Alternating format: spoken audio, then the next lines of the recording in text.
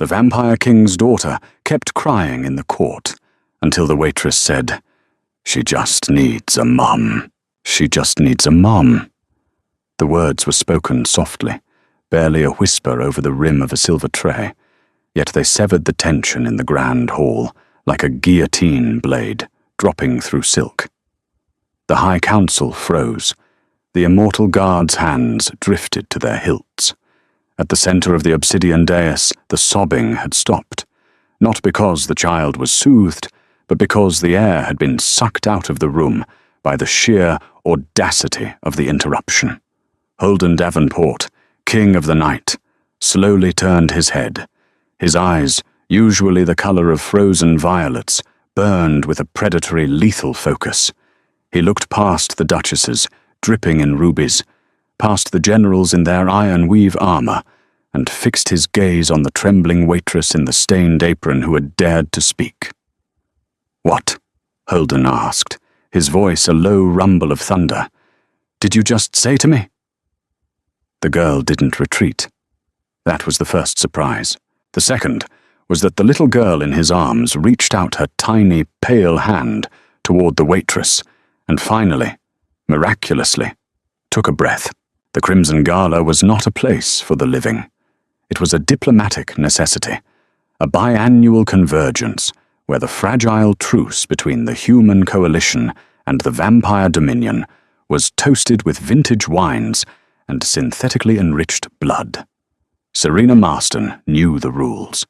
Keep your head down, keep the champagne flutes full, and never, under any circumstances, make eye contact with a creature whose heart beat once for every 10 of yours.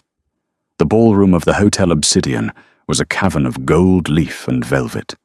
Chandeliers dripped crystals like frozen tears, casting prismatic light over a crowd that was terrifyingly beautiful.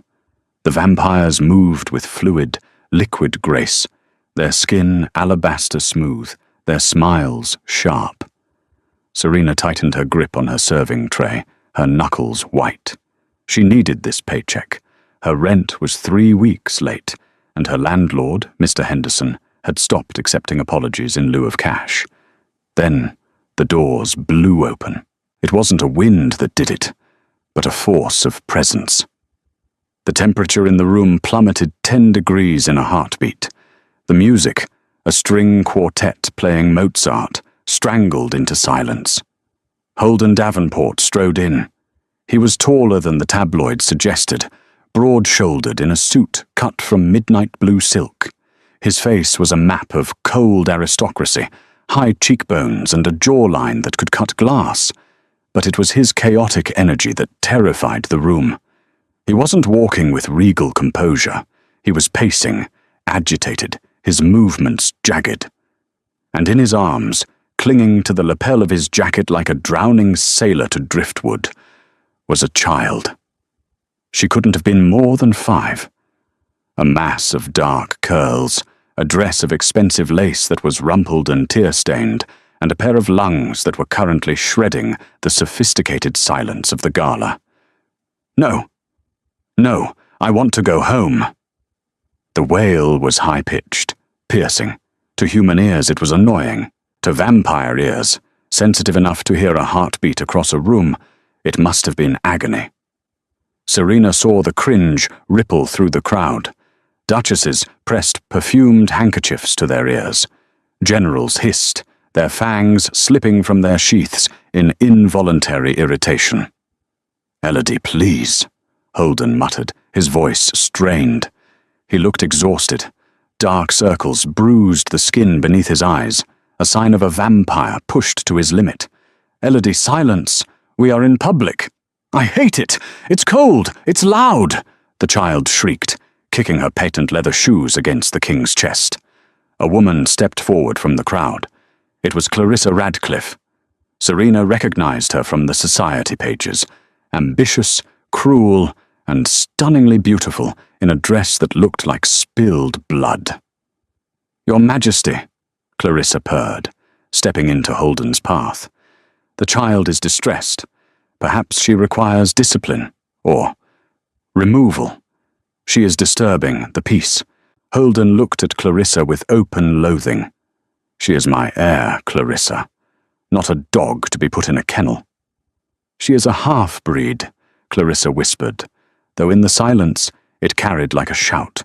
Unstable. Perhaps if I took her— No! Elodie screamed, burying her face in Holden's neck. The sound shattered a champagne flute on a nearby table. The tension was a physical weight. The vampires were losing patience. The predator instinct was surfacing. Agitation in the room was triggering their hunger. Serena saw the eyes of a nearby guard turn entirely black. Violence was seconds away. Serena didn't think. She didn't calculate the risk. She just felt a tug in her chest, a familiar ache she hadn't felt since her younger sister passed away years ago. She saw a father who was drowning and a child who was terrified. She stepped out of the shadows of the service alcove.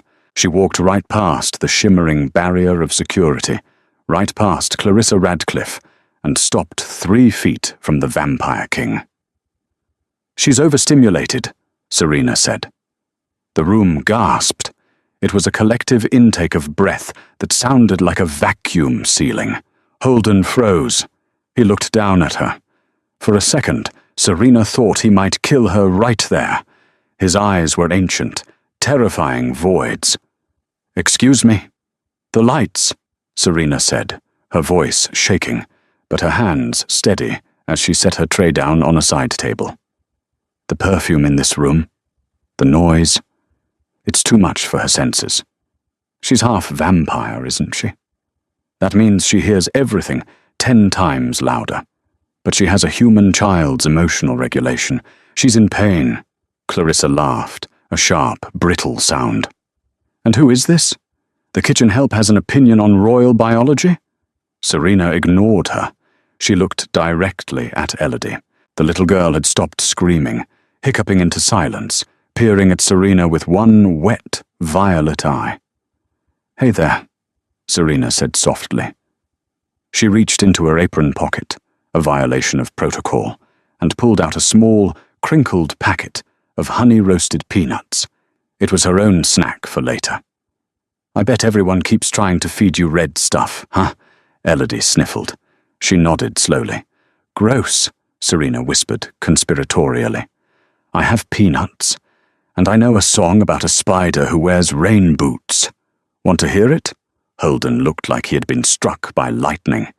He stood paralyzed as this human, this insignificant waitress with messy brown hair and a uniform that was 2 sizes too big, reached out. Elodie hesitated.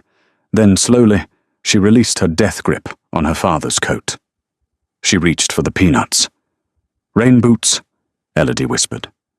"Bright yellow ones," Serena smiled. It was a warm smile, genuine and devoid of the sycophantic fear everyone else wore.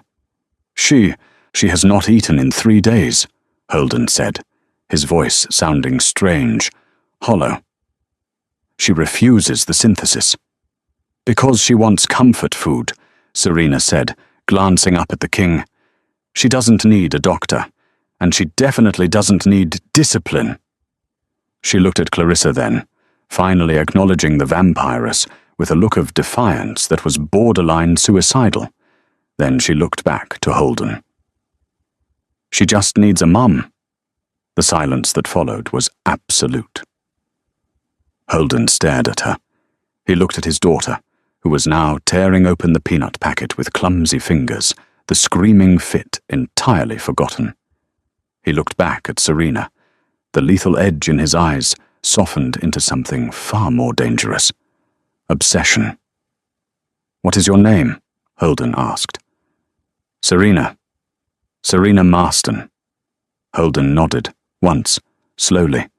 He adjusted his grip on Elodie, shielding her from the room, but he didn't step away from Serena.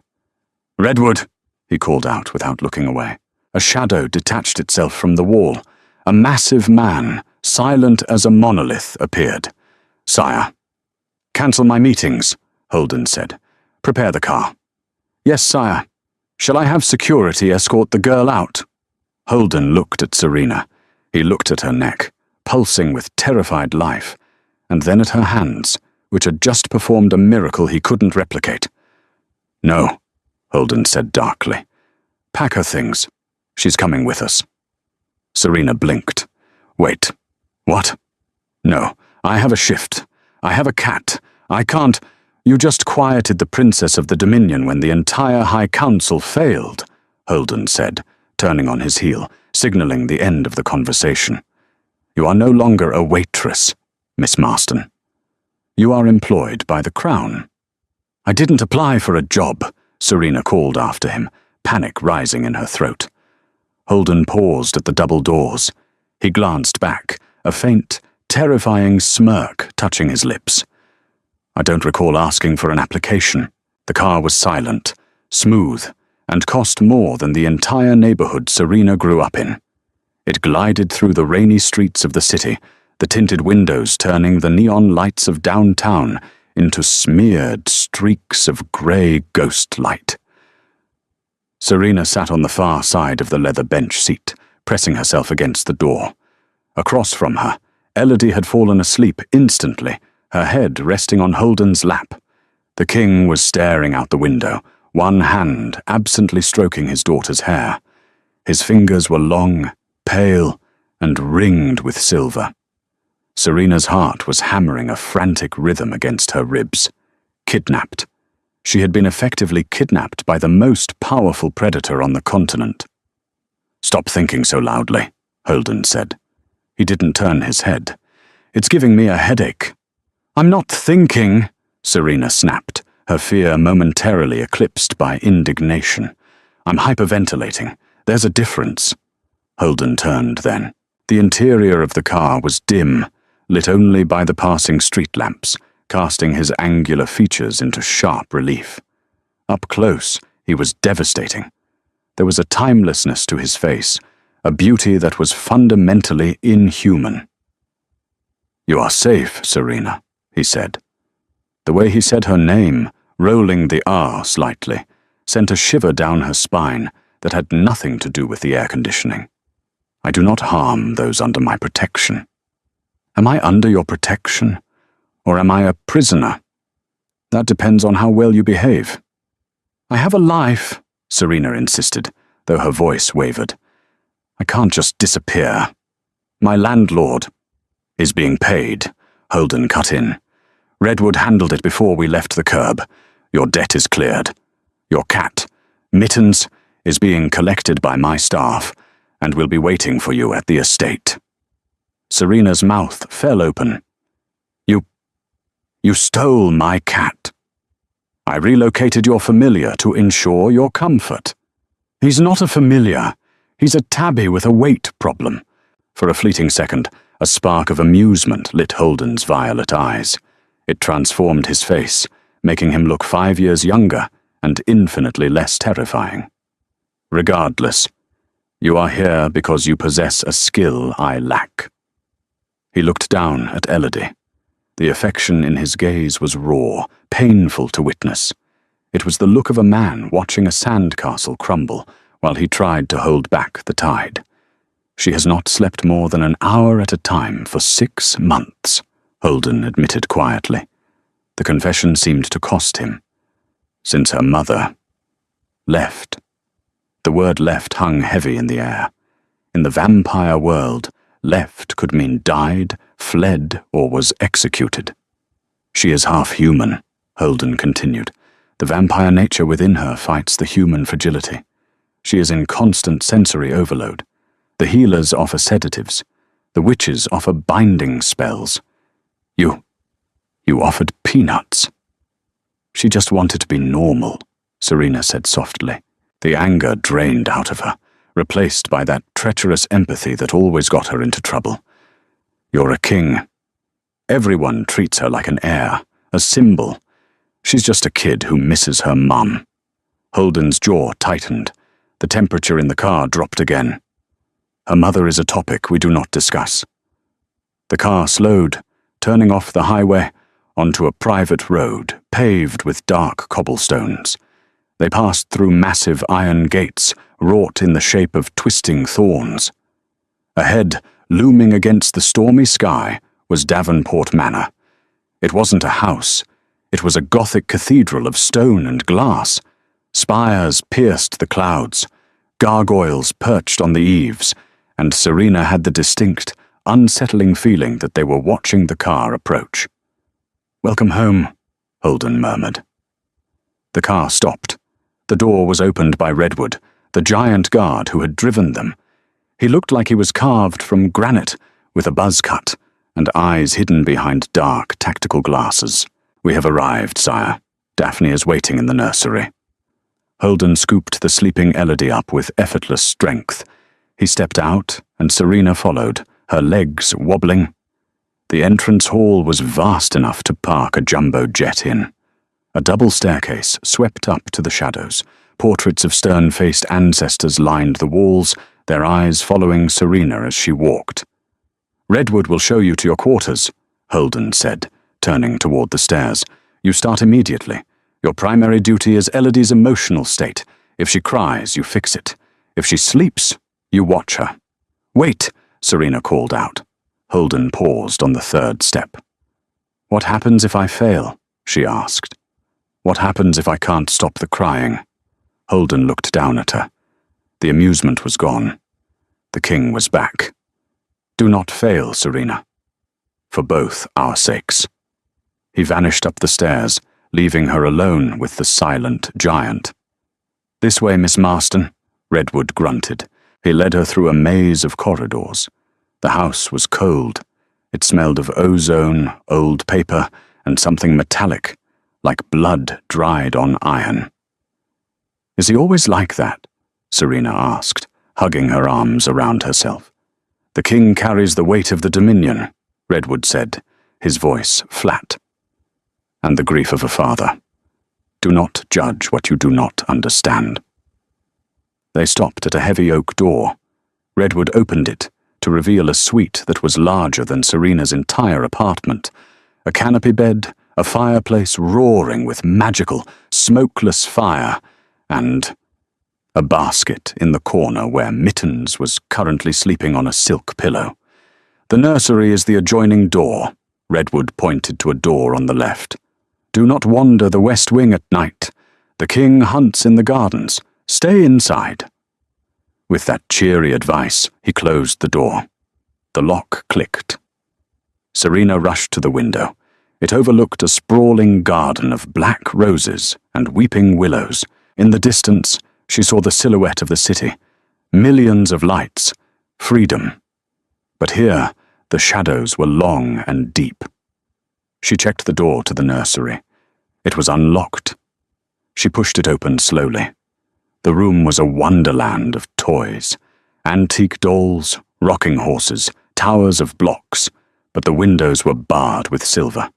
Elodie was in a massive bed, tucked in, awake. Her violet eyes were wide open in the dark. "You stayed," the child whispered. Serena walked over and sat on the edge of the bed. "I didn't have much choice, kiddo." Elodie reached out and touched Serena's hand. Her skin was cool, like polished stone. "You have to be careful." "Of your dad?" Elodie shook her head. "No. Daddy is sad. You have to be careful of the Red Lady." "Clarissa?" Serena asked. "She wants to be mummy," Elodie whispered, her voice trembling. "But she smells like rust, and when she smiles, her shadow has teeth." A chill that had nothing to do with the drafty castle swept through Serena. She squeezed Elodie's hand. "Don't worry," Serena lied, trying to sound brave. "I'm good with teeth. I used to work at a diner where the truckers didn't tip. I can handle a lady in a red dress." Elodie didn't smile. She just looked at the door behind Serena. "She's listening," Elodie breathed. Serena spun around. The doorway was empty, but on the floor, just inside the threshold, lay a single, long-stemmed red rose. Its petals were withered, black at the edges, as if burnt by a touch. Morning in the vampire court did not begin with sunlight. It began with the slow, grudging retreat of the shadows. The heavy velvet curtains in the nursery were drawn tight, blocking out the lethal UV rays, leaving the room in a permanent, amber-hued twilight. Serena had barely slept. Every creak of the manor house sounded like footsteps. Every gust of wind sounded like a whisper. She was currently sitting on the floor, engaged in a high-stakes tea party with Elodie and a collection of stuffed bears. "Mr. Fluffernutter takes 2 sugars," Elodie instructed seriously. She looked better today. The dark circles under her eyes had faded slightly, and she was wearing a yellow dress that Serena had found in the closet, replacing the stiff, black lace mourning clothes the staff had laid out. "2 sugars for the bear, got it," Serena said, pouring imaginary tea from a porcelain pot. The door to the nursery swung open without a knock. It wasn't Holden. It was a woman Serena hadn't met, flanked by 2 others who looked like they stepped out of a fashion magazine for the undead. The woman in the lead was striking, short platinum hair, sharp features, and wearing a suit that cost more than a car. She held a tablet and looked at Serena with the clinical detachment of a scientist examining a microbe. "So," the woman said, "this is the pet." Serena stood up, brushing imaginary crumbs from her jeans. "I'm the nanny. And you are?" "Cassandra Fleetwood, Chief of Protocol for the House of Davenport." She tapped her tablet. "You are not in uniform. I wasn't given one." "We don't give uniforms to livestock," a voice drawled from the hallway.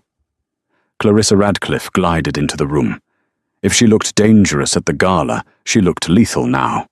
She wore a riding habit of crimson velvet, a riding crop tapping rhythmically against her thigh. Elodie instantly scrambled behind Serena, clutching Serena's leg. "Good morning, Princess," Clarissa cooed. The smile didn't reach her eyes. "Hiding behind the servants? How common." "Leave her alone," Serena said. Her voice was steady, surprising herself. "She's playing." Clarissa stepped closer. She smelled of expensive orchids and old blood. She towered over Serena. "Let's be clear, little mouse," Clarissa whispered. "You are a novelty. Holden is amused by you for the moment because you quieted the brat. But a novelty fades, and when it does, you will be nothing more than a calorie count in a skirt." "Is that a threat?" Serena asked. "It's a forecast." Clarissa reached out a gloved hand to touch Elodie's hair. Smack! Serena slapped the hand away. The sound echoed in the room like a gunshot. Cassandra gasped. The other courtiers froze. "You did not touch a high-born vampire. You certainly didn't slap one." Clarissa stared at her hand, then at Serena, her face contorted, the beautiful mask slipping to reveal the monster beneath. Her upper lip curled back, revealing needle-sharp fangs. A low, guttural growl vibrated in her chest. "You mistake your position," Clarissa hissed. She raised the riding crop, the leather tip weighted with silver. "Stop." The command came from the doorway. It was quiet, but it carried the weight of a mountain. Holden stood there. He was dressed casually, a black sweater and slacks, but the air around him distorted, rippling with raw power. He didn't look at Clarissa. He looked at Elodie, who was shaking behind Serena. "Daddy!" Elodie cried, running past Serena to hug his legs. Holden placed a hand on her head, but his eyes were locked on Clarissa. "Did you just raise a weapon in my daughter's nursery?" "The human was insolent," Clarissa said, lowering the crop but keeping her chin high. "She struck me." "She defended my heir," Holden corrected. He walked into the room, the temperature dropping with every step. He stopped inches from Clarissa. "Serena Marston is under the king's grace." "Do you know what that means, Clarissa?" Clarissa paled. It means to touch her is to touch the crown." "Correct. If she trips and scrapes her knee, I will hold you responsible.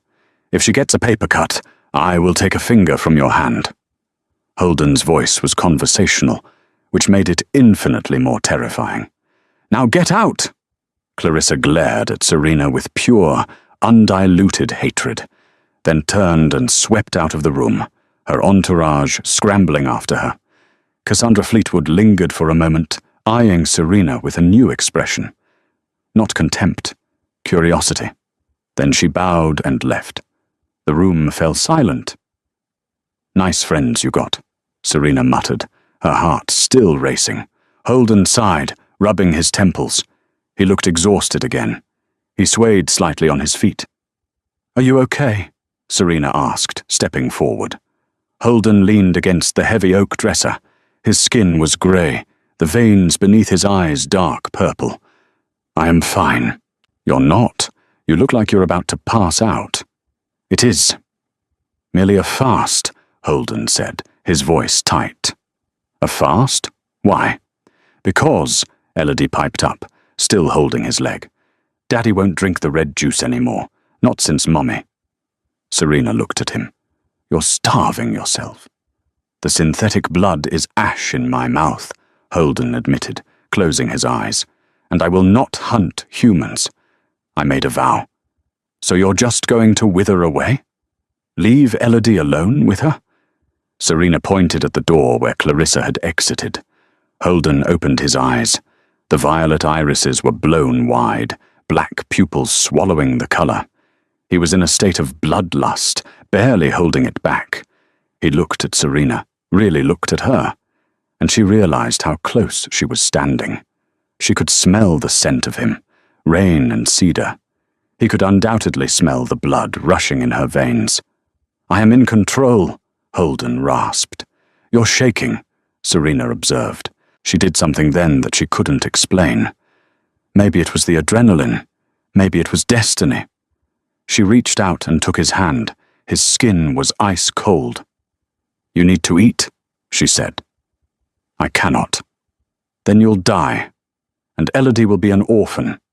Is that the plan?" Holden gripped her hand. He pulled her a step closer. The hunger in his face was terrifying, raw, and desperate. But beneath it was a profound sadness. "You do not know what you are asking," he whispered, leaning down. His face was inches from her neck. Serena held her breath. She didn't pull away. "Sire!" Redwood burst into the room. Holden snapped back, releasing Serena's hand as if it had burned him. He stumbled back, his chest heaving. "What is it?" Holden barked, his voice turning savage. "A message from the border," Redwood said, keeping his eyes averted from the intimate scene he had just interrupted. "They found something. In the wreckage of the Queen's carriage." Holden stiffened. The hunger vanished, replaced by a cold, sharp intensity. "Bring it to my study." He looked at Serena one last time. His expression was unreadable, a mix of shame and longing. "Stay in the nursery," he ordered, "and lock the door." He swept out, leaving Serena standing in the middle of the room, her hand still tingling where he had touched it. "What did they find?" Elodie asked, tugging on Serena's jeans. Serena looked down at the little girl, a knot of dread forming in her stomach. "I don't know, sweetie," Serena whispered. "But I have a feeling it changes everything." She went to the door to lock it, as ordered. But as she reached for the bolt, she saw something under the hallway carpet. A slip of paper, shoved hastily under the door during the confrontation. She picked it up. It was a note, written in elegant, jagged script. "Run while you can, little mouse. The king doesn't just need a nanny. He needs a sacrifice to break the curse." Serena stared at the note. Then she looked at the lock. She turned it, the metal bolt sliding home with a heavy thud. She was trapped, and the king was starving. The lock clicked shut, but the sound didn't make Serena feel safe. It felt like the final nail in a coffin. She spent the next hour pacing the nursery, while Elodie constructed a complex fortress out of wooden blocks. The note. "He needs a sacrifice to break the curse," burned in Serena's pocket. Was she the sacrifice, or was she just bait? "Daddy is sad because of the bad magic," Elodie said suddenly, placing a block on a precarious tower. Serena stopped pacing. What bad magic, Ellie? The magic that made Mommy go away. The magic that makes him hungry, but he can't eat. Elodie looked up, her eyes ancient and knowing. He's fading, Serena, like a picture left in the sun. Before Serena could answer, the nursery door rattled. Not a knock, but a heavy thud, as if something large had leaned against it. Miss Marston? Redwood's voice came through the wood, gruff but strained. The king requests your presence in the library. Serena opened the door. Redwood stood there, looking more like a statue than a man, but there was tension in his jaw. Is he okay? He is stable, Redwood said, which wasn't a yes. Bring the girl. He refuses to be separated from her. They walked through the manor. The atmosphere had shifted. Servants scurried with heads bowed, whispering in hushed, fearful tones. The air smelled of ozone and impending violence. The library was a 2-story cavern of books, smelling of old paper and leather. But the center of the room was dominated by a large mahogany desk covered in debris. Shattered wood, twisted metal, and a piece of fabric that looked like torn silk. Holden stood by the fireplace, his back to them. He had changed into a crisp white shirt, but the sleeves were rolled up, revealing forearms that looked tense, the muscles coiled. "Daddy!" Elodie ran to him. Holden turned, catching her easily. He held her close, burying his face in her hair for a moment before looking at Serena. His eyes were clearer now. The terrifying black hunger receded to a simmer of violet. "Thank you for coming," he said formally. "Redwood made it sound like I didn't have a choice," Serena said, crossing her arms. "What is all this?" She gestured to the debris on the desk. "Remnants," Holden said, walking over to the desk, carrying Elodie. "Of the carriage my wife was in when she vanished." "Vanished?" Serena frowned. "I thought she died." "We found no body, only blood." "Too much blood." Holden picked up the piece of torn silk. "For 6 months, I believed she was attacked by the human resistance. That is why the treaty is so fragile. That is why I have been struggling. But this," Holden pointed to a piece of charred wood, "this scorch mark, it is not fire, it is necrotic magic, vampire magic." Serena felt a chill. "You think one of your own people did it?" "I think," Holden said, his voice dropping to a dangerous whisper, "that someone wanted to remove the Queen to clear a path to the throne. And now that Elodie is the only obstacle—" "Clarissa!" Serena breathed. Holden didn't confirm it, but his silence was answer enough. "The curse Elodie mentioned," he said, looking at Serena. "It is not a fairy tale. The necrotic residue, it poisons the bloodline. It is why I cannot feed. The synthetic blood offers no sustenance, because the curse rejects it. I am starving because my own magic is turning against me." Serena stepped closer, drawn by the raw vulnerability in this powerful creature. "So how do you break it?" Holden looked at her. The intensity of his gaze made her breath hitch. "The ancient texts say, a curse of blood must be broken by a bond of blood. But not violence." "Then what?" "A bond of trust," Holden said softly. "Freely given." He reached out, his fingers brushing a stray lock of hair from Serena's cheek. The touch was electric. "You are the first human Elodie has trusted in 6 months. You are the first thing in this castle that feels warm." "Sire," Redwood interrupted from the doorway, his hand on his earpiece. "Lady Clarissa is demanding entry. She has the council with her." Holden's face hardened. The tender moment shattered. "She moves quickly," Holden muttered. He looked at Serena. "Stay here. Stay out of sight." "No," Serena said, surprising herself. "She's a bully. If I hide, she wins. Besides, I'm the nanny. I go where Elodie goes."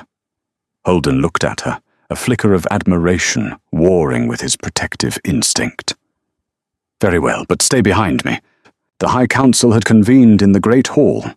12 ancient vampires, draped in velvet and apathy, sat around a long obsidian table. Clarissa stood at the head, looking triumphant. When Holden entered, flanked by Redwood, and with Serena holding Elodie's hand a step behind, the room went silent. "You look unwell, my king," Clarissa said, her voice dripping with faux concern. "Perhaps the burden of rule is becoming too heavy?" "My health is not the agenda, Clarissa," Holden said, taking his seat at the head of the table. He didn't sit, he lounged, projecting a lazy power he didn't feel. "Speak your piece." "We are concerned about the heir," Clarissa gestured to Elodie. "She is being raised by a human servant, a waitress. It is an insult to our heritage, and it is dangerous. The child is half human. She needs to learn to suppress that side, not indulge it with peanut butter and lullabies." "Elodie is happy," Holden said coldly. "For the first time in months." "She is weak," Clarissa snapped. "And so are you. We smell it, Holden. You haven't fed. You are wasting away. A starving king cannot protect the Dominion." She slammed a document onto the table. "The council proposes a regency. I will take custody of Elodie. I will raise her as a proper vampire. And you will step down until your illness passes." Serena watched Holden's hands curl into fists. He was weak. If he fought them now, he might lose. And if he lost, Serena stepped forward. "He's not starving," she lied. Her voice rang clear through the hall. Every eye turned to her. "Excuse me?" Clarissa laughed. "The pet speaks?" "He's not starving," Serena repeated, walking up to the table. She could feel the predators watching her, feel their hunger.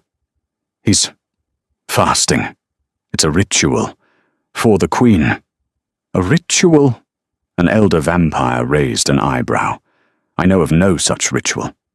"It's an ancient one," Serena improvised wildly, her heart hammering against her ribs. "A cleansing, to prepare for the bonding of the heir's guardian." Holden looked at her, his eyes wide. He stayed silent, letting her play this dangerous game. "I am not just a waitress," Serena said, standing tall. "I am Elodie's chosen guardian, and the king is fasting to purify his magic so he can bind my service to the line." "Absurd," Clarissa hissed. "A human guardian?" "Is it?" Serena challenged. "Elodie is half human. Only a human can teach her how to handle that part of herself. Unless you want her to end up like the unstable failures of the past," the council murmured. They knew the history of half-breeds going mad. Serena's logic, however flawed, struck a chord. The girl has spirit, the elder mused, and the child is calm. Elodie was sitting quietly, drawing on a piece of parchment, completely ignoring the terrifying room. "Fine," Clarissa sneered. "If she is the guardian, let her prove it. The winter solstice ball is tomorrow night. Tradition dictates the guardian must dance the valse d'amour, the waltz of death. If she can survive a dance with the king in his current state, without him draining her dry, then we will accept her." The room went deadly silent. The waltz of death wasn't just a dance, it was a test of restraint. The vampire had to hold their partner close, surrounded by the scent of their blood, while the music drove their instincts into a frenzy. For a starving vampire like Holden, it was a death sentence for Serena. Holden stood up abruptly. "No, I will not risk her." "Then you admit you have no control?" Clarissa smiled, a shark smelling blood in the water.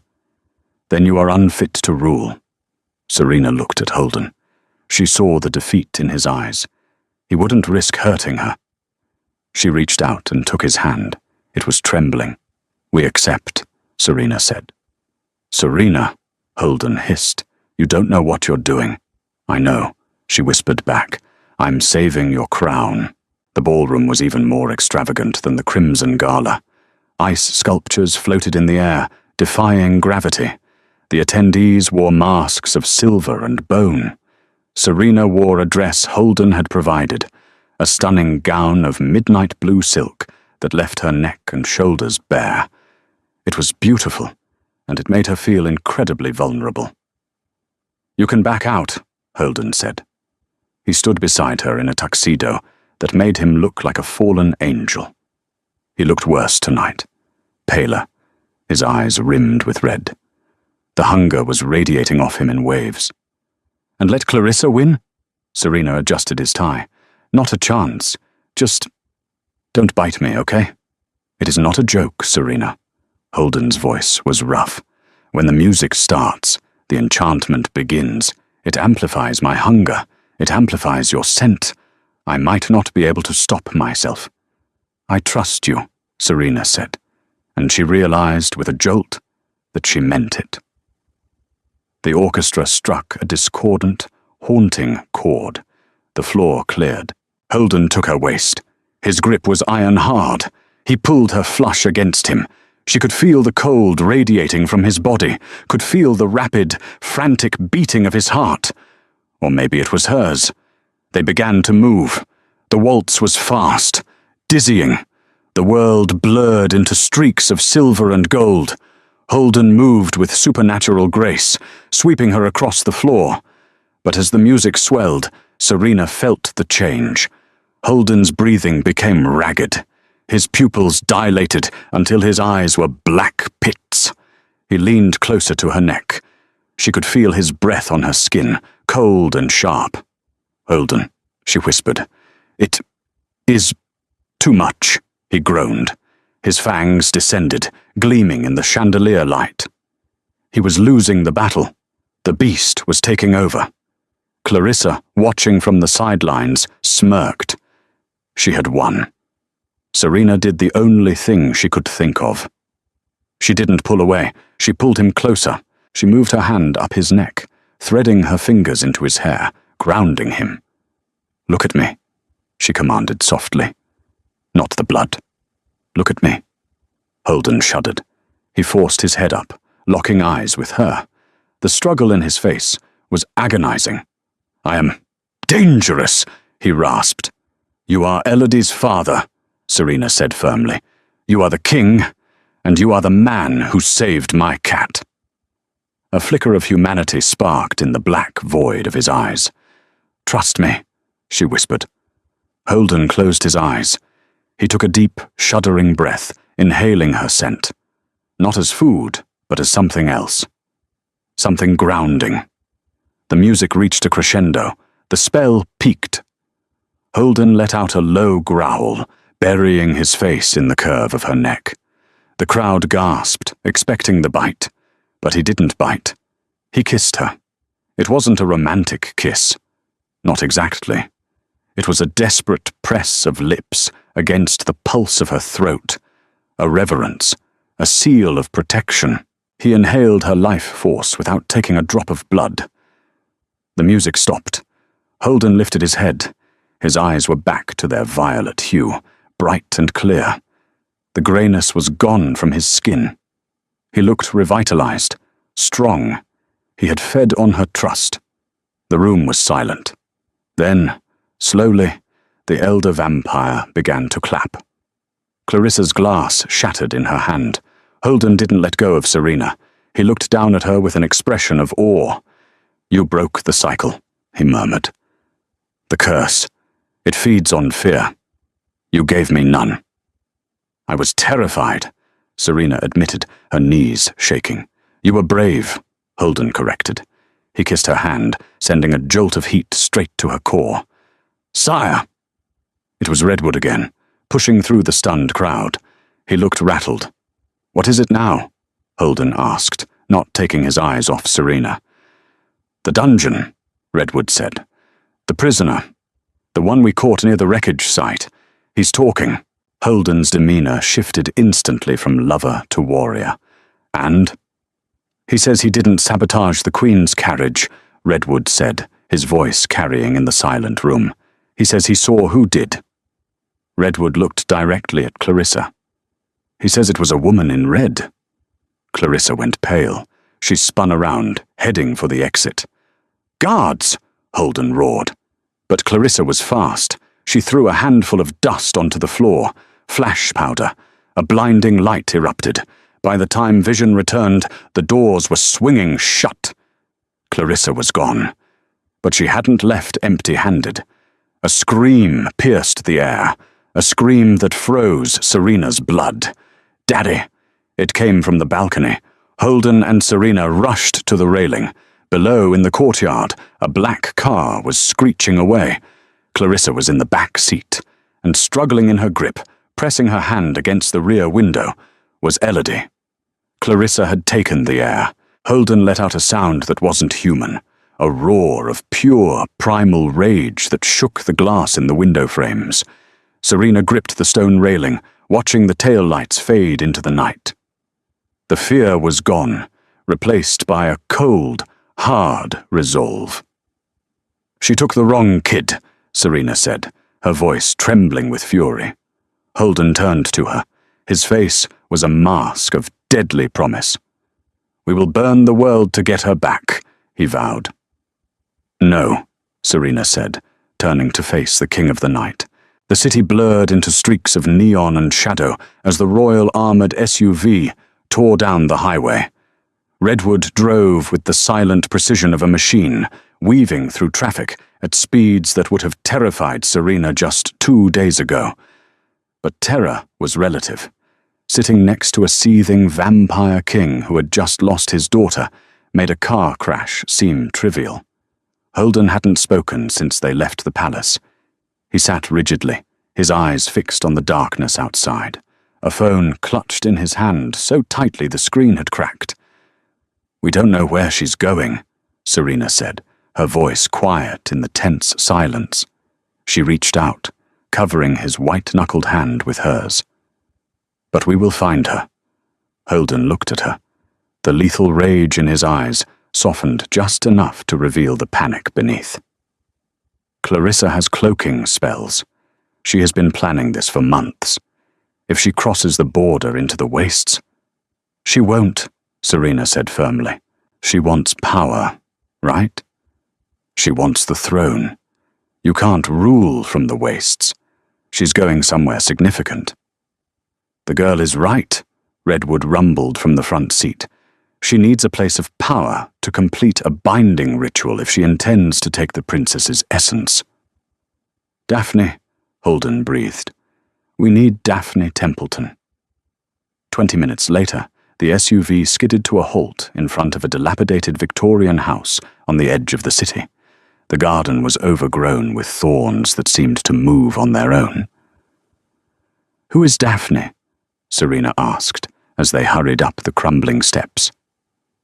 "The Oracle of the Court," Holden said, kicking the door open without knocking. "And the only person Clarissa fears." The inside of the house smelled of dried sage and ozone.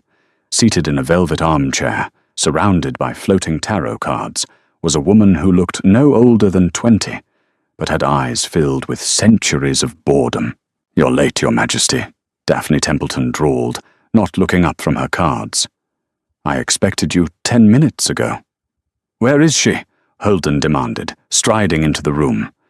The air crackled around him. Daphne flicked a card into the air. It depicted a tower struck by lightning.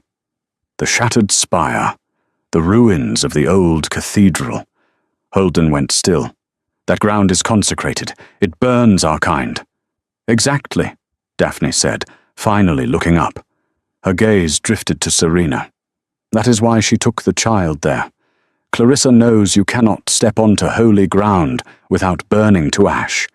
She plans to drain the girl's power while you watch helplessly from the perimeter." Serena stepped forward. "He can't go in." "But I can." Daphne's eyes narrowed. She studied Serena with intense fascination. "The human anomaly. The nanny." "The guardian," Holden corrected, his voice a low growl. "Guardian," Daphne mused. She reached out and tapped Serena's chest, right over her heart. "You have a fire in you, little mouse, but the spire is dangerous. Clarissa has surely set wards." "I don't care about wards," Serena said. "I care about Elodie. She's 5 years old and she's terrified. I'm going in." Daphne smiled, a slow, sharp expression. "Then take this." She pulled a small vial of silver liquid from her pocket. Holy water mixed with star metal filings. If Clarissa tries to use magic on you, throw this at her feet. It won't kill her, but it will annoy her greatly. "We are leaving," Holden said, grabbing Serena's arm. "Thank you, Daphne." "Holden," Daphne called out, as they turned to leave. The playfulness was gone from her voice. The prophecy of the curse. It wasn't about blood sacrifice. Holden paused. "It was about balance," Daphne whispered. "Night and day. Vampire and human. You were starving because you were incomplete. You didn't just need a nanny. You needed a queen." Holden didn't answer, but his grip on Serena's hand tightened as they walked out into the night. The shattered spire stood on a jagged cliff overlooking the sea, a skeletal remain of a cathedral destroyed in the Great War. Moonlight poured through the broken roof, illuminating the stone floor where moss and ancient runes intertwined. Redwood stopped the car at the rusted iron gates. "This is as far as we can go, sire. The consecrated ground starts here." Holden stepped out, his face grim. He walked to the gate and placed a hand near the metal. His skin began to smoke instantly. He hissed, pulling back. "She's inside," Holden said, his voice laced with agony. "I can hear her heartbeat. It's frantic." Serena looked at the looming ruins. She could see a faint red glow emanating from the center of the cathedral. "I'm going," Serena said. She checked the vial in her pocket. "Serena," Holden turned to her. He looked terrified. "If anything happens to you—" "It won't," she said, trying to sound confident. "I'm immune to the holy ground. I'm just a girl walking into a church." "You are my heart," Holden whispered. The confession hung in the salty air, heavy and absolute. He pulled her close, kissing her forehead. "If she touches you, I will burn this entire cliff into the sea, consecrated or not." Serena took a deep breath, nodded, and slipped through the gates. The walk up the path was eerie. The air was heavy with the scent of ozone and ancient magic. As she entered the main nave of the ruined cathedral, she saw them. Elodie was in the center of a glowing red circle, unconscious, floating a few inches off the ground. Clarissa stood before her, chanting in a language that sounded like grinding stones. "Stop!" Serena shouted, her voice echoing off the broken stone walls. Clarissa turned. Her eyes were glowing crimson. She smiled, but it was a rictus of madness. "The nanny," Clarissa laughed. "I wondered if Holden would send you. The coward stays outside, afraid of a little holy burn." "He's not afraid," Serena said, walking closer. "He's smart. And you're done, Clarissa. The council knows. Redwood knows. There's nowhere to run." "I don't need to run," Clarissa sneered. She raised a dagger made of black glass. "Once I consume the girl's essence, I will be a daywalker. I will be a god. Consecrated ground won't burn me. Holden won't be able to touch me." She raised the dagger over Elodie. "No!" Serena sprinted forward. Clarissa flicked her wrist, and a wave of invisible force slammed into Serena, knocking her backward. She hit the stone floor hard, tasting blood. "Stay down, human," Clarissa spat. "This is destiny." Serena gasped for air.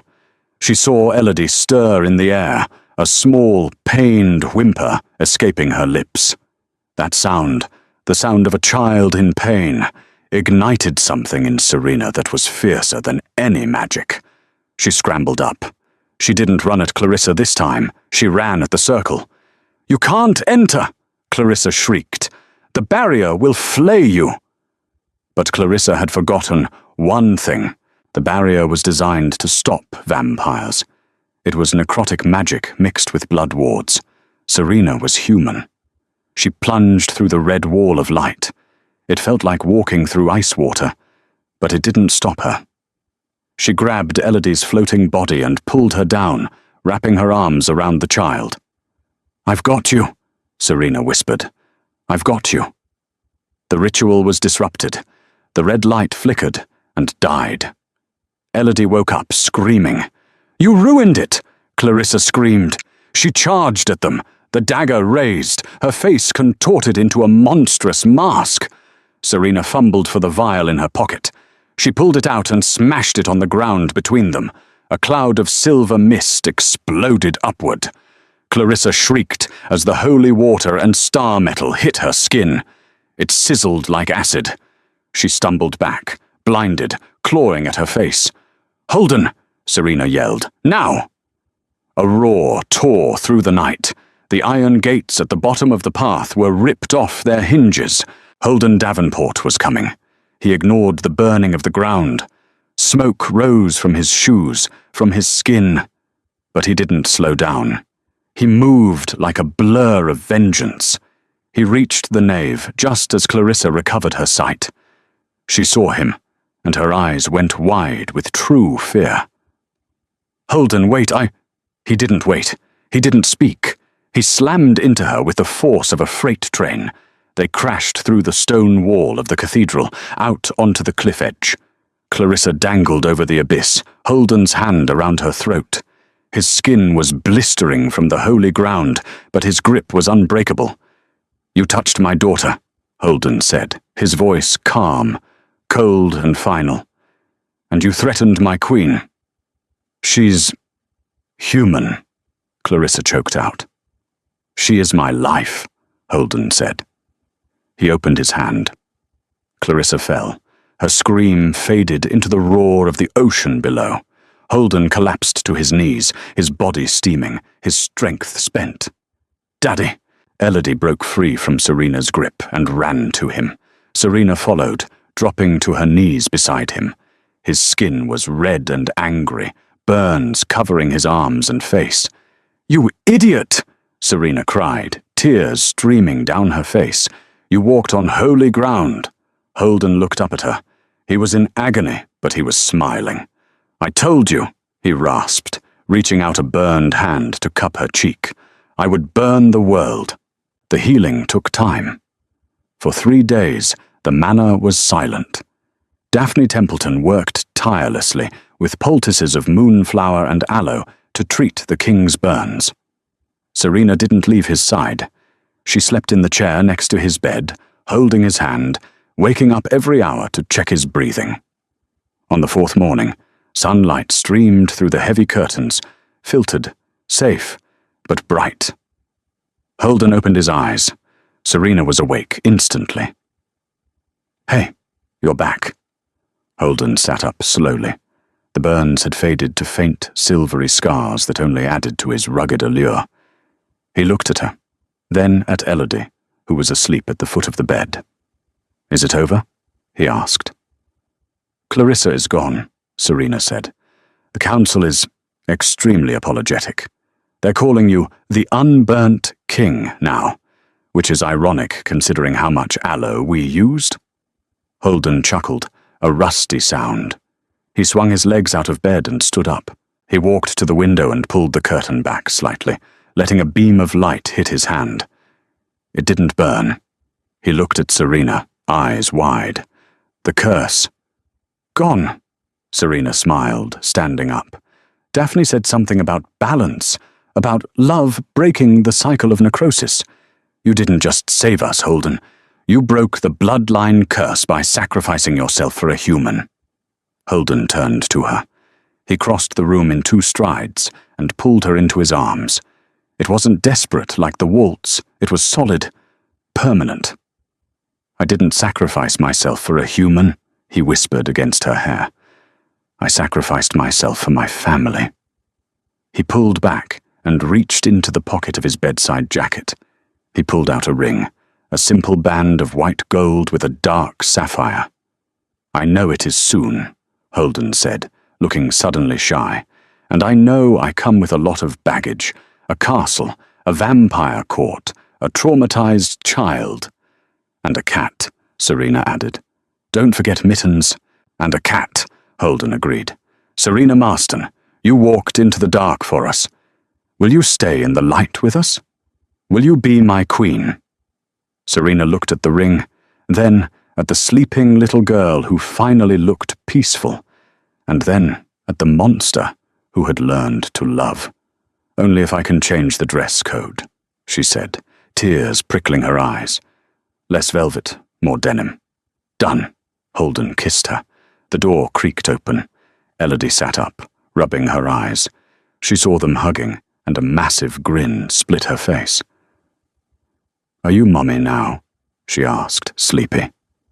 Serena laughed, picking the girl up and sandwiching her between them. Yeah, sweetie, Serena said, kissing her forehead. I think I am. The coronation of Serena Marston, the first human queen of the vampire dominion, was an event that changed history. They say the stained glass windows of the great hall vibrated with the cheers of both humans and vampires.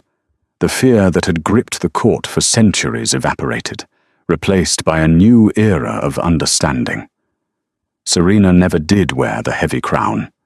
She preferred a simple circlet of silver flowers, and every night, before the king went to council, he would sit in the nursery with his wife and daughter, listening to stories about spiders in rain boots, feeding on the only thing that truly sustained him: love.